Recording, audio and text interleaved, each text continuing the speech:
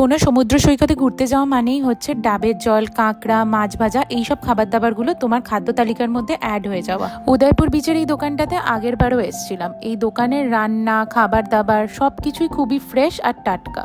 প্রথমেই নিয়ে নিয়েছিলাম পমফ্রেট ফ্রাই। শুধু নুন হলুদ মাখানো যে মাছ ভাজাটা আমরা বাড়িতে খাই সেরকমই ঠিক।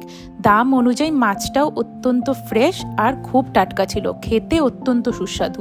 তারপর নিয়ে নিয়েছিলাম এই হাফ প্লেট আমোদি মাছ ভাজা। শুনেছি আমোদি মাছে নাকি প্রচুর কাঁটা থাকে, তবে এরা নুন হলুদ মাখিয়ে যা ছাঁকা তেলে ভেজেছিল, নাড়ি ভুড়ি কাঁটা কোনোটাই কিছু পাওয়া যাচ্ছিল না। মচমচা একটা ব্যাপার, খেতে কিন্তু বেশ ভালো লাগছিল। আর নিয়ে নিয়েছিলাম ক্র্যাব মশলা ফ্রাই। লাল লাল ঝাল ঝাল মশালাতে ক্র্যাবটাকে টস করা, খেতে ভালোই ছিল।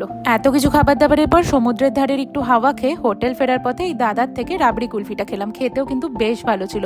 হোটেল পৌঁছে একটু এদিক ওদিক ঘোরাঘুরি করে সোজা চলে গেছিলাম দীঘা সি বিচে। লোকের ধাক্কাধাক্কি, সঙ্গে সমুদ্রের হাওয়া, খেয়ে দিয়ে এই দিনটা শেষ করলাম।